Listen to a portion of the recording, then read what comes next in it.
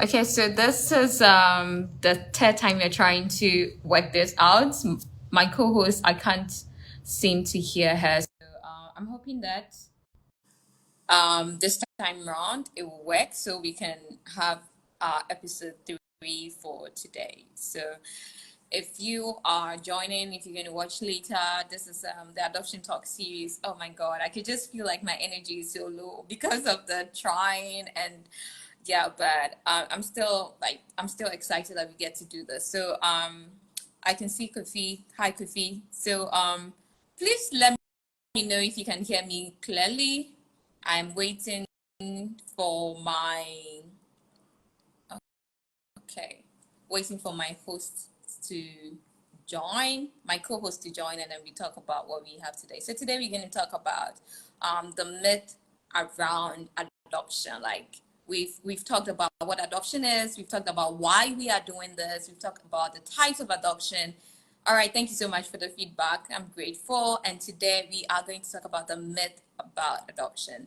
And somebody who asked, why are you talking about adoption? Like, it's kind of like a weird topic that anybody will just wake up one day want to talk about. Myself and my co-host believe that for any revolution to happen, there has to be some conversations around it. And we are super like passionate to talk about to start the conversation on adoption. Yes. So today we are going to talk about the myth around adoption. And I'm just waiting for my co-host to come on board so that I will just add her. So hi to everyone that have joined. So today, like I said, just a rundown of what this is. If this is the first time that you are joining. From last week, a recap of last week, we got to know that adoption is a legal process and it's permanent. So it's not reversible. So it's not like you can you do the like you go into adoption and then you were like, oh, I've changed my mind. I don't want to do it anymore. So I am adding my guest and I pray so hard that this Hi, Joe. oh my goodness, it's still the same. So I'm guessing that perhaps maybe you can switch to your laptop. It's fine. Just switch to your laptop, yes. And then I'm just going to switch to your laptop and then I will like send the invitation again. All right.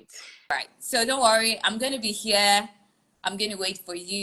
I might even start with what we need to talk about today. So I'm waiting for you. Don't worry. I got you. All right. All right. So I'll see you in a bit. Okay, guys. So it's just we like my co-host. I'm not able to hear my co-host. I don't know if I'm the only one, but if you are able to hear her, please let me know so that I know that the problem is coming from me. Again, so as I was saying, why adoption? Why the topic of adoption? Why the conversation of adoption?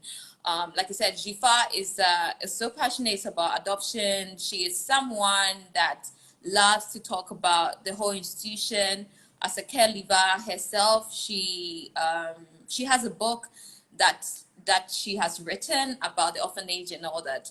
And as a coach in training, one of the things that I was also passionate about was how to use my skills as a coach to support families who want to go into who want to consider the pathway of adoption.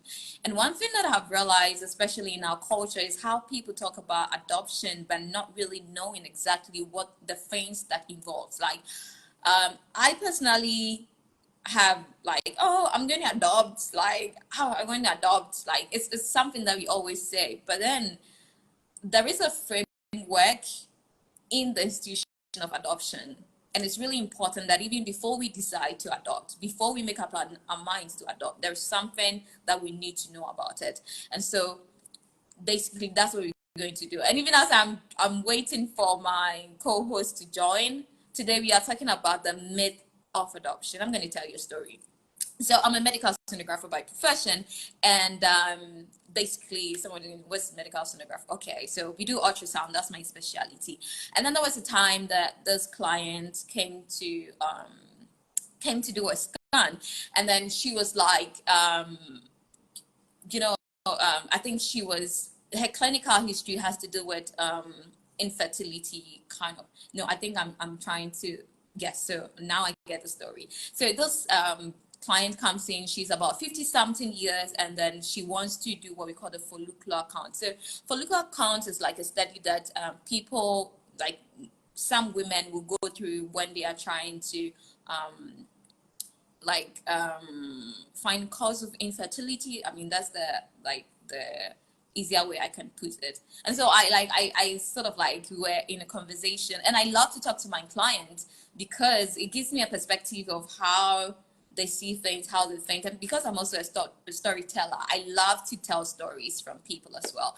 And so all right, so I'm just going to send Jifa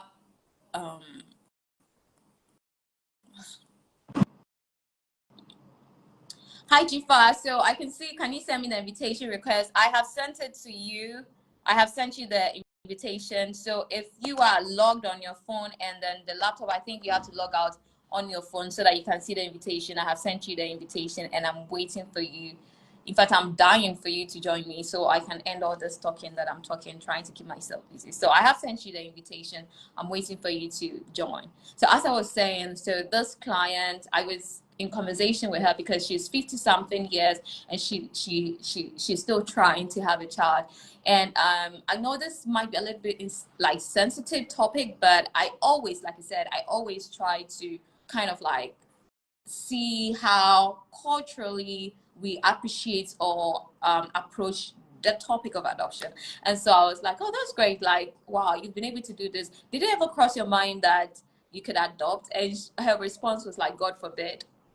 And I was like, okay, like, I was like, why do you say that? And she was like, why would I adopt for somebody's child? I don't know where she's coming from to come and spoil my things and all that. I was like, okay. So it looks like a lot of people have perceptions or myth when it comes to adoption. And so today we're going to talk about some of the myths around adoption. And after that, we're going to invite you, if you have any questions or if you can share anything that you can share whatever comes to your mind when you think about these things.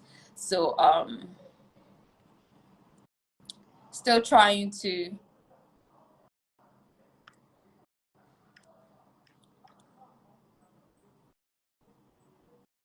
okay.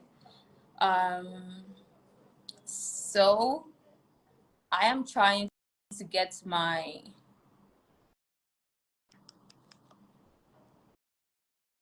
co-host to join again. So please pardon the delay because I love to do this with her. Really finding difficulty to join. So like I said, I'll just go over because whilst we wait for her. So we each have some myth about adoption that we researched that we want to talk about. And even as I wait for my co-host to join, I'm just going to go like ahead and talk about some of the myth about adoption. All right. So one of the myths about adoption is um, people often consider adoption like how do I put it? Sorry, I have to get my notes. One of the myths about adoption is that adopted children never know they are adopted. A lot of people think that children who are adopted do not know that they are adopted. But in fact, it is actually healthy to let a child know that they are adopted, because what happens is that if they know that they are adopted, they know some part of their history. They kind of get that closure. And so the whole myth that people should not, like, adopted children should not know, or people should not know whether they are adopted or not, I think it's, in some ways, it's not a healthy it's not a healthy thing, because once a child is moved from like a birth parent transfer the responsibility or give up her child or for adoption, it's always important that that child knows that yes, the conversation of adoption should really come to pass, because whatever it is in our world, someday the child is going to know that he or she was adopted and might feel very sorrowful or even grieve the fact that this kind of information was kept from them. And so it's really important that, and also it's something that is healthy. It's actually a healthy thing. Okay, right. So my guest, I'm adding my guest, my co-host to join. Sorry guys, like no, thank you for your patience. Okay, so at what point must the child know they were adopted so they can appreciate its reality? All right, so I will come to that. Hi, Jifa. Hi. Bam! Yes, I can hear you. This is perfect. Smile, smile, smile. It's fine. It's fine. It's fine. It's fine. It's fine. It's fine. The good news is we are doing it, so it's fine. All right. It's fine. So, yeah, hi guys. Finally, my co-host has joined. It's always a battle every Sunday trying to have it to join me, but it's still fine. Yeah, so please give it up, give it up, give it up. Okay. So, Jipa, I started with the first myth, which is adoption. A lot of people think that adopted children never know that they are adopted, or people think that adopted children should not know. And I was talking about the fact that it's really important and it's also healthy for adopted children to know that they are adopted. Now, Kofi asked the question, at what point must the child know that they were adopted so that they can appreciate its reality? I think that I personally would say I don't really know, but I think it is mostly important where the child can really appreciate, and it's different from a lot of cultures. Like the people that I know have adopted kids, especially on social media, are very open about it. So the kids are aware. Perhaps maybe they know they are adopted, but they might not really understand its fullness.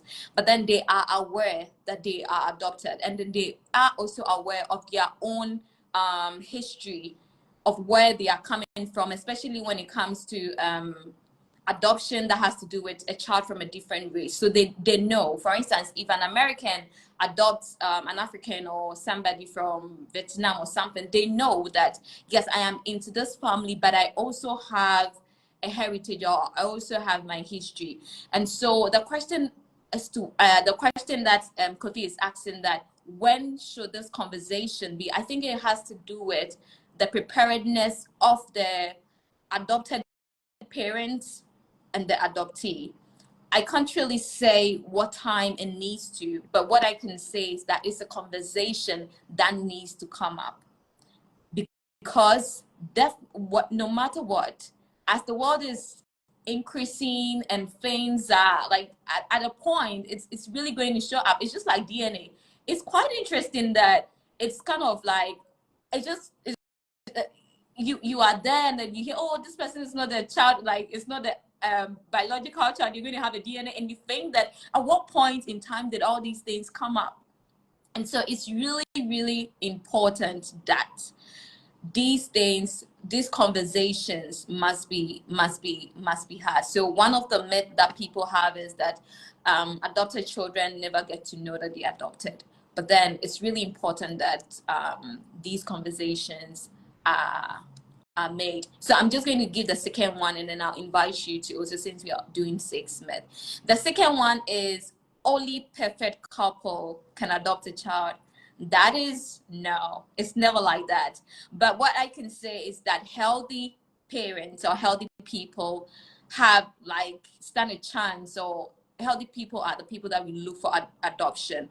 And I believe that no family system is perfect, and so that rules that out.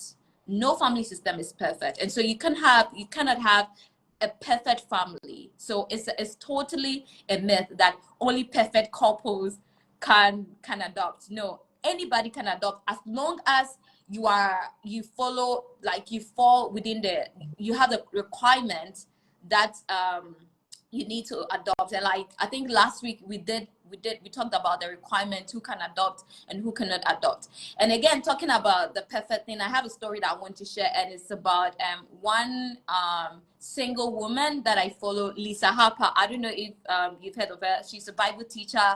She adopted this child from one of the African countries. I've forgotten. She's an American. Lisa Harper tells her story, her journey about adoption, and she said that she felt like God wanted her to adopt, or like that was what she wanted. And then she discussed it with her friends, and one of her friends was like, Lisa, I don't think that you can do this adoption thing because you have trauma and all those things, and it's not healthy for a child. Perhaps maybe you have to adopt a dog.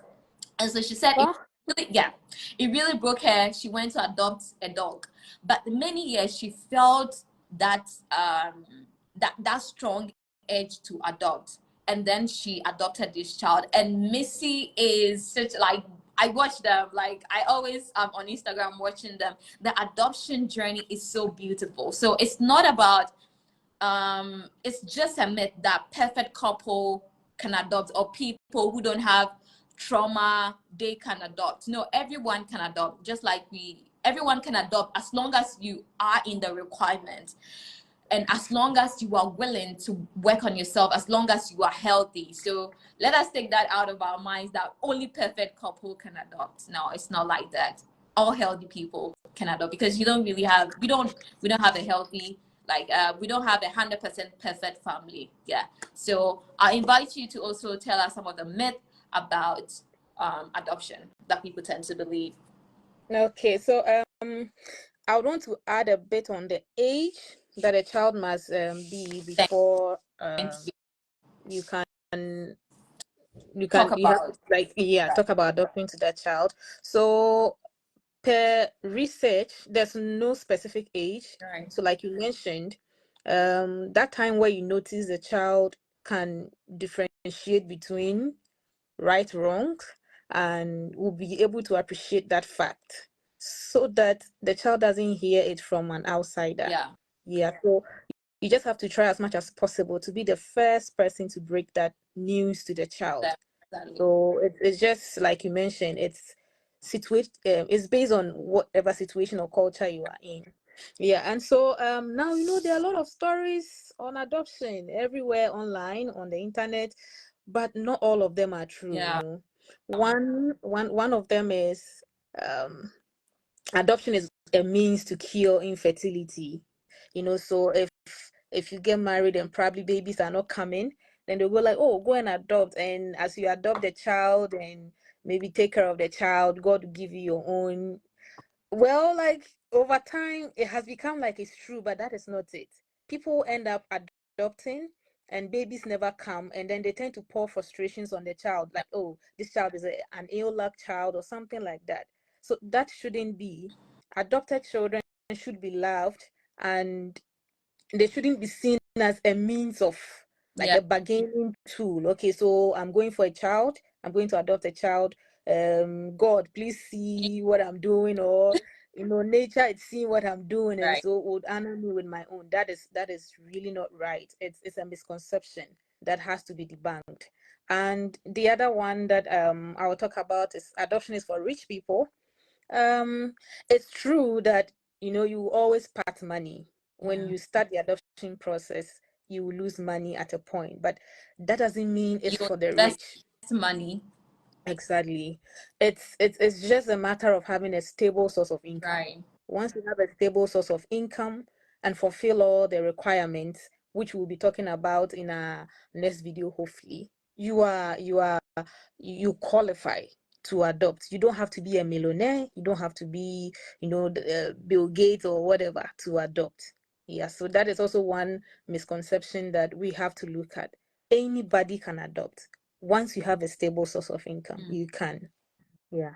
And just to add to what you just said, especially so the first one that you talked about, the myth that people believe that once they adopt, they can have their own children. Yeah. Just to add that adoption also doesn't end the grief of infertility. Because a lot of people think that once I adopt a child, I'm going to love this child, and my own grieving of infertility is going to take away. But then it's really important for us to understand that both grief and love can coexist at the same place. I always say that grief is a love that is trapped. It's just like losing a loved one. Nobody in this world can replace that. Grief is a gift. It's a beautiful gift that exists on its own. And so one of the things that it's really important for especially people who are considering adoption because of infertility to understand that having a child is not going to necessarily and automatically end the grief of having their own child. They are always going to have the grief, at the same time coexisting with the love that they have for this child. It is when it is not managed that is where it becomes something chaotic, because you have this child but you're also grieving, and the child that you have might be also grieving in their own ways. And if grief is not expressed in its fullness, that is when expectation comes in, just like you said, and disappointment, because I thought that this child coming into my life is going to make me happy. The little thing that the child does, we blow it out of proportion because you are thinking that, oh, you should be grateful and all that. So it's really important that people who are seeking to have a family, to expand a family, especially with infertility, should understand that they can have their own grief, they can honor their own grief, they can cherish their own grief whilst also cherishing the gift of adoption. One does not have to take over the other, and it's so important. Grief doesn't go away just because you adopt a child. And also, to add to what you talk about, adoption being for rich people, so this is when adoption coaching comes in. Like, you want to adopt, you have to have a plan for your financial budgeting, like you said. Of course, it would involve some money, especially if you are Yeah. going through the agency. But I think that the agency can talk to you with some of the processes and all that. And it's almost the same. If I want to have a child now, I'm also going to invest money with pregnancy, drugs, going to the antenatal. If I'm supposed to have CS, I'm going to invest money. So I think family itself is a money investing something. Yeah. Yeah. So if we look at it from that perspective, if you are ready to have your own family, you are going to invest money, Yeah. one way or the other. You're going to invest money. And so the same way, if you're going to adopt, it's also about investing money into it. Yeah. So thank you for saying that. You can add more myth that people have around adoption. Okay, so one other myth is adoption means you are buying a baby. Um, this the process, it's like I mentioned, definitely you're going to spend some money, but we should all come to understand that this money is not for, I mean, buying, no amount of money can buy a human Yeah. being. It's geared towards the professionals who are assisting in the whole process. So whatever money you pay is just for the administrative staff, the legal processes involved. So adoption is not like buying a baby, like people, well, maybe there may be stories that people may have heard, but these are all misconceptions around it. It doesn't mean you are buying a child, because you can't buy a human being. Right. So that's one thing we also have to look at. And I think one thing the one myth is that adoption is for celebrities. You know, we see it in the movies, we see it on our television stations, and by the time you realize, oh, this celebrity has gone to adopt and all of that. Everybody can adopt, whether you're a celebrity or not. Once you have the passion and you are being led to do that, you can. Yeah. Thank you for giving us that. So I'm just I have this book, Reimagine Adoption, from my lecturer Sally. So Sally is the founder of Going Intentional Families. It's an adoption coaching firm in Minnesota. And one of the things that she writes in the book is one of the myths is saying or believing that adoptees are broken. And she says that most people mistakenly believe that adoptees are bad seeds, they are broken and they are damaged. The truth about adoption is both simpler and it's complex. They are burdened but not broken. And I kind of like love what Sally said. They are burdened but not broken, because children who go through adoption, especially with children that go through maybe that are taken from the orphanages, there is some part of their development that is shaken. They have questions. There is some part of their mental, emotional upbringing that has a little bit of traumatic experiences, and you don't expect these children not to be burdened. Yeah. They are burdened, but they are not broken. And so it's really important for us to get this perspective and the differences in this perspective. Adoptees are not broken. They are burdened. They have grief. They have unexplained traumas. They have yearning. They have questions for their birth parents. Like, they have a lot of things that causes them to be burdened. And so it is so not right for us to believe that adoptees are broken, or they are witchcraft, or they are people from junkies, their parents didn't want them. Like, it's so wrong for us to believe or think that adoptees are damaged people. They are just like any of us. They are human beings, and we shouldn't be labeling them or tagging them. And Sally goes on in her book to say that somehow we are all part of this stereotyping. Yeah. You somebody say something, or even among a family or siblings, your sibling does something, you're like, see her as if she's adopted. Or a mother will go like, where did you come from? Yeah.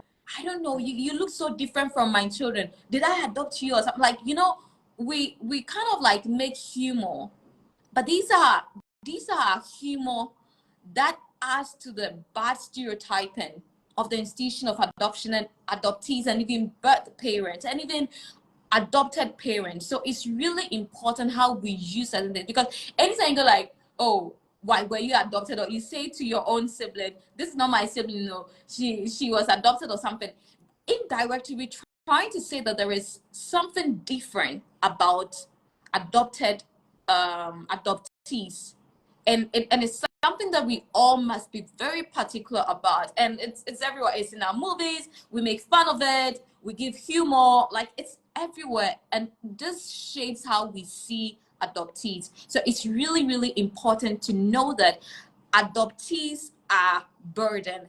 They are not broken. They are not damaged people. And one of the things that I also want to add is what Sally also talks in her book, is that adoption is not synonymous to abortion, or it's not the alternative of abortion. A lot of people think that women who give their children up for adoption would have considered abortion. Yeah. But that is not true. Most women, adoption is more about women or birth parents who believe that the best choice, instead of parenting their own children, is to rather give that opportunity and responsibility to another person to take care, another person to raise their child. So never should we think that a birth parent, or it's even easy for birth parents to give up their child. It is not a giving up. They are not giving up their children. They are rather providing a better alternative, which they believe that at this moment in my life, at this season in my life, I think the best option, because they have a lot of options. Some try so much to care for their own children. The best option is that I would give this child to fostering, or I'll give this child to adoption, because I believe that this child in the hands of this person would do a better job. And that is I think that is one of the best loving decision anybody can give. And so one of the myths that we need to just like let go, this perception that children who are adopted, the alternative was perhaps abortion, like because their parents, like they were thinking between adoption or abortion. No, it always has to do with parenting, just like Sally says in her book. It's more about parenting, self-parenting, and allowing another person to parent. So we have to take that mentality out of our minds. Yeah, that's what I will add. Yeah. And one striking comment I hear people say is, children that are adopted are ill luck, like they have some sort of bad But luck associated with them, and that when you bring them into your house, you're going to experience all of the troubles in this world. That is not true. yeah, Children are a blessing. Like, everybody or every child you see is a blessing in one way or the other. And so the fact that probably maybe you once adopted a child, or maybe you knew somebody that adopted a child, and coincidentally things maybe started going um as not planned, right, doesn't mean it was because they brought that child into the home, and that caused all of that. So please, let's also try to debunk this kind of misconception, because it's really bad. Already these children, like you mentioned, they are broken, right, or they are burden, whatever the word is. So if they come, and then you tend to also tag them with, hey, this child came in, it looks like this is not working, this is not working, this is not working. It just it breaks them down completely, and mending such people becomes very, very difficult. So every child is a blessing. No child is ill lucked. No child is bad luck. No child is a curse. right. Yeah. Yeah.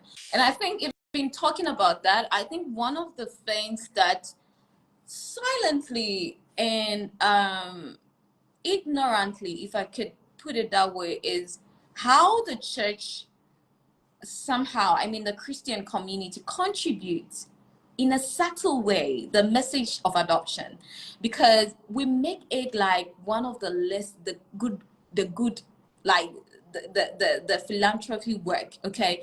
And so anytime that we approach something from that regards, you approach, okay, I'm even doing you good, it's always like the children, the adoptees have to kind of like be lucky, just like you said, like be lucky that you were I have adopted you, that kind of thing. And it all comes to the perspective, the understanding of how we see adoption.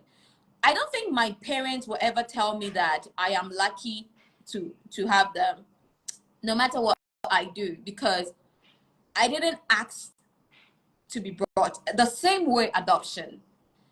Yeah. Adoptees do not reach to their adopted parents. Adopted parents reach them. And so the same way we should see it as this, the same family system. It is not, it's not a checklist. It's not a bucket list. I'm sorry. It's not a bucket list. Before we started this, one of my oh, okay, I'm gonna adopt. Like, it was part of my bucket list. I'm going to adopt, but I said, and I thought, like, no, this is a decision that has to come from a place of much value. Why do I want to adopt? It's not a bucket list that, okay, I'm going to adopt, like add adoption to my bucket list and take like it has been done. It has to come from a place just like we desire to build a family of our own. So that is what I wanted to add about that. Like, it's not a work of philanthropy, even though it will be amazing for a lot of people to adopt, so that children are provided with family, not institutions. I always say this: Yeah. people need families, they don't need institutions. Exactly. Institutions can just give a little bit, but family system is something else. Yeah. And so even though it's you reaching out, but it's not. And Sally again would say something, that it is important that in the conversation of adoption, the adoptee is the central point and not the periphery. So when we're talking about the institution of adoption, the adoptees are not the periphery. They are the vantage point, they are the central point, and all other things are the periphery, because at the end of the day, it is more about them than the Yeah. one that is going to adopt them. Yeah, Yeah. so that is also one of the things that I will add. Do you have anything to, like, any other thing to add to it? Yes. So about the institution thing you mentioned, I think back in the orphanage, there were people, or some of the kids that were adopted, and it was something we all yearned for. Like, we're all yearning and looking off. Oh, like somebody would just come one day and go like, oh, I want to take this person away with me, and to some of us, it was just like a dream that never Yeah, materialized. Yeah. So like you mentioned, it's really good that we put children in families. And even with our own kids or our own children at home, there may be days they may go, they may act stubborn, they may act all of that. And the best thing we do is train them. That same way with the children we adopt. Yeah. Yes, they could mess up, they could do any other bad thing like any other child would do, but that shouldn't, make us tag them as, bad people or bad kids or kids that are bringing too much problems. There are people that keep on spending money, investing money on their kids because they are living a lifestyle that is no good. And they never throw them away. They never, Right. blame them for anything. So why do we take this on adoptees? And Right. that if it has to do with an adopted child, that child must be perfect at all costs. If the Hmm. child messes up a little bit, hey, then we That's begin wrong. the tagging and the name calling. You get it. So everybody is bound to make mistakes. So are adoptees. They're also bound to mess up. But with love and with a little of correction, with love, they tend to become better people. Right. Yeah. So it's 3:48. I think we can end at 4. So at this Yep. moment, we just want to give the opportunity for our viewers who have questions, or even if you want to come on the video and share an experience, or if you want to tell us how the conversation has shifted some of the things that you believe, we would love you to send the request, and then I'm going to ask you to join so that you can be part of our conversation. So how has the myth of adoption shifted your perspective, or what are some of the myths that you yourself hold when it comes to adoption? What do you think this whole adoption is, adoptees and everything? We would love to hear from you.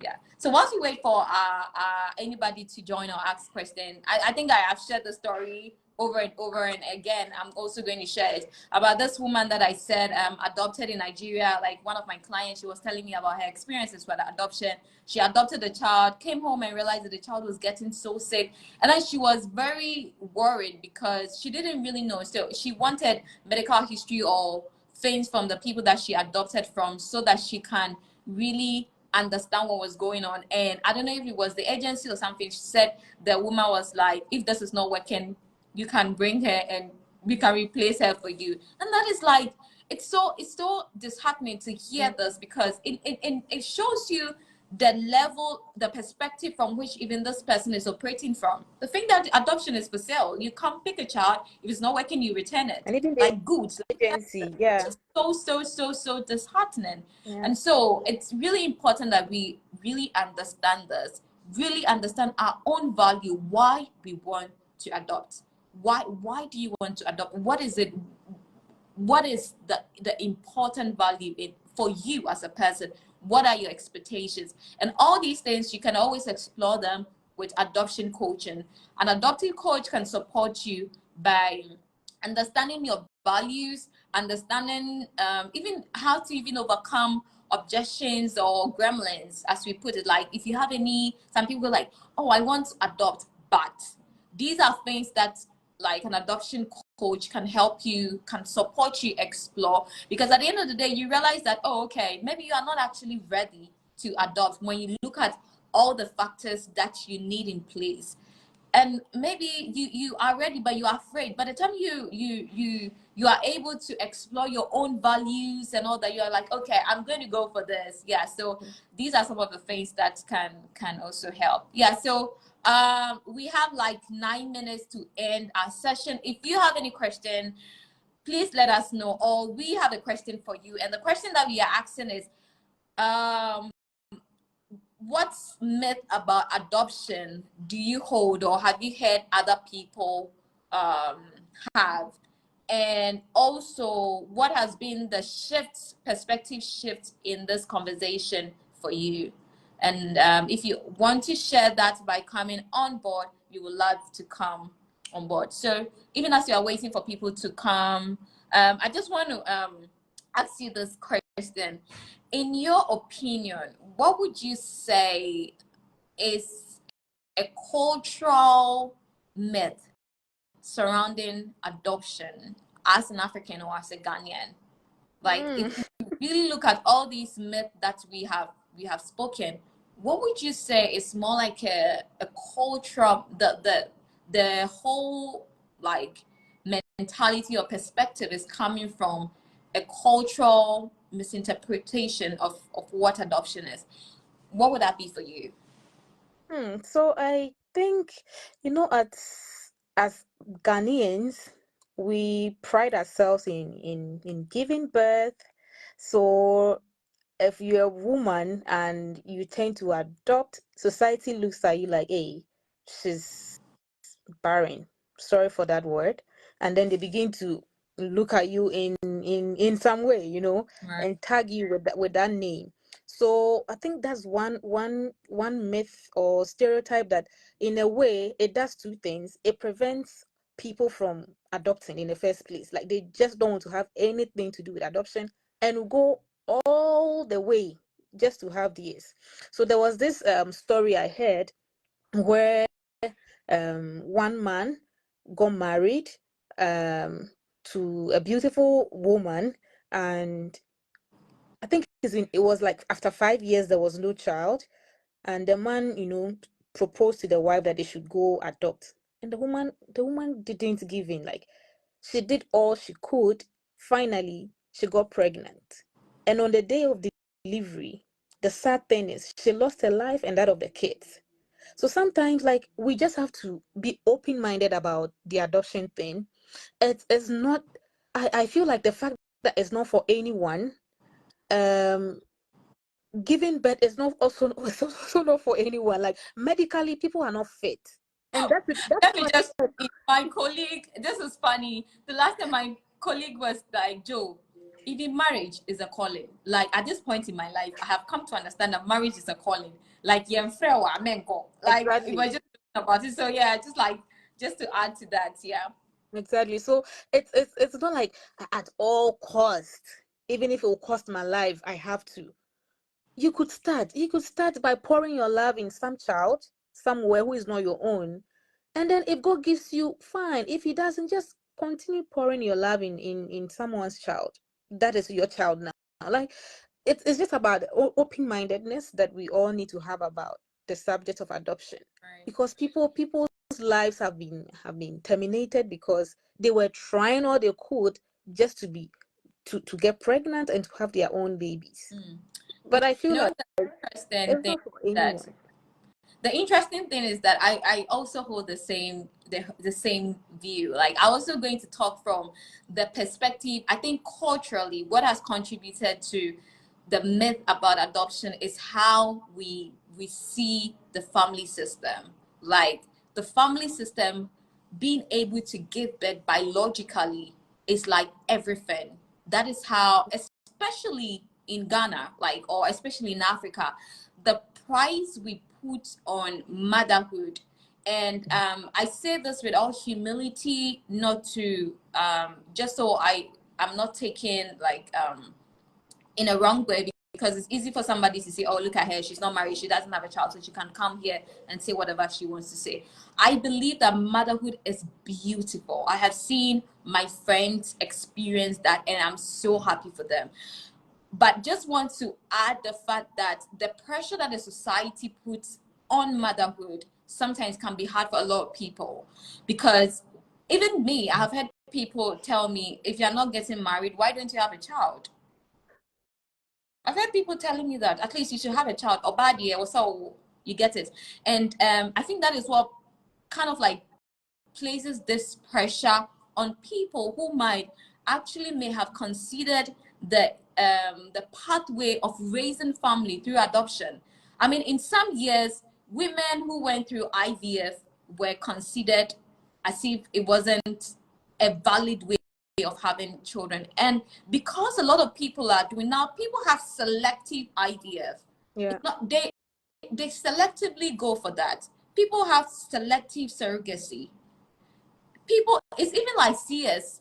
Sometimes women try to pride, okay, as for me, I push. So that is the like, if I'm able to push, that means that like I'm a mother. But I think that it is hard time we try to think differently have a different way we see some of these things. So a woman who pushed herself, a woman who went through IVF, a woman who went through surrogacy, and a woman who adopted, they are all mothers. Motherhood is from the heart and not what a person is.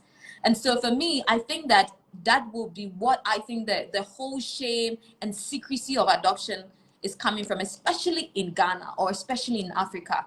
The whole shame. Like if a woman cannot have a child of her own, any other means, it's more like we see her less of a woman or less of a mother. And so on Mother's Day, you don't really see much being celebrated with these women who have different ways to motherhood, like adopted mothers, or like mothers through surrogacy, like, you know, or even mothers through whatever it is, because it is always important for us to see the other side. And when we do that, we make people, we give people the permission to live in their unique purposes, to live in their, to walk in their unique path.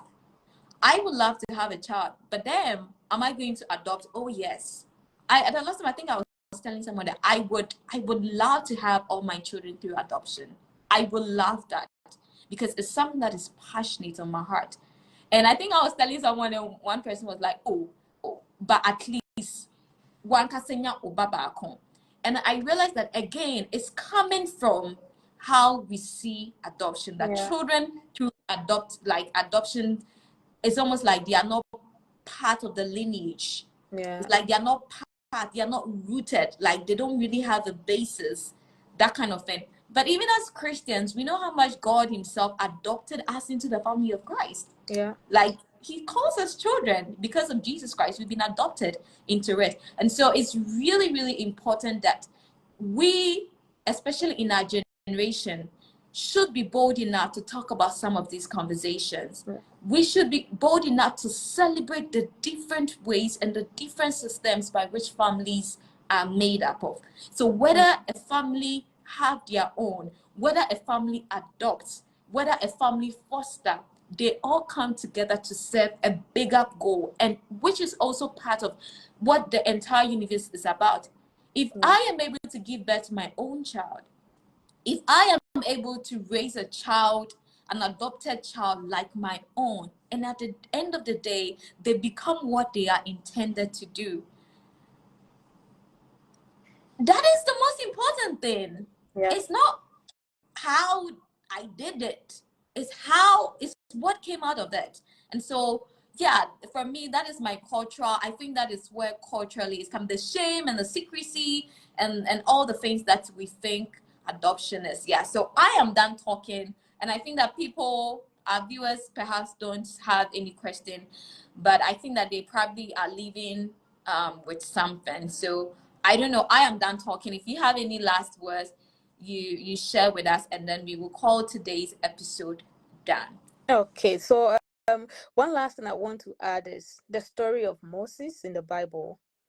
See, Moses was adopted into a different country, a different culture. So imagine if Pharaoh's daughter saw Moses and left him. He I don't know what would have happened to him on the river or whatever. So that should help us, navigating our way towards adoption, and then debunking all of the misconceptions that we have in our head. That you can take someone's own as your own and raise that child. See what Moses became, a mighty deliverer. So let's all be encouraged about some of these stories and let go of all the misconceptions. And who knows, you may be raising one Moses. I mean, yeah. All right. So Thank you so much, Ifa. It's always fun to do this with you. I learn a lot from your submission, and it's always great to have you, even though in the beginning we always have kind of like technical difficulties that kind of shake us, but then it's always good that we are finally able to do it. Yeah. Someone said thanks. Stella said, thanks, Joe and Jifa, for the insight. These are difficult conversations we need to have as people. Thank you so much. We appreciate, like you said, the purpose of having this conversation is to begin a revolution, because we believe that things are changing. And some of these hard conversations, we should be able to talk about them because it's part of life. So, God willing, next week we will be coming with another episode of the Adoption Talk series. Hopefully, we should have a guest from adoption agency to speak to us on what the agencies play a role in adoption. And so we leave you with happy new month. Yes, I was supposed to, I needed to say that. Yeah, happy new month, and we wish everyone the best of this month. And just want to remind you that we are all part of the change. We are all part of the revolution. We are all part of the system. We are all part of everything. And so with all these things that you have heard, maybe it's time for you to really look into adoption, or consider the conversation at least, and see, maybe there'll be a knock on your heart to consider raising a family through adoption. We thank you so much for watching us, spending your Saturday evening with us. And Jifa, as always, thank you so much. I love doing this with you. All right, guys, this is when we go back to our homes and spend the rest of the weekend. You have the best of today. All right, bye.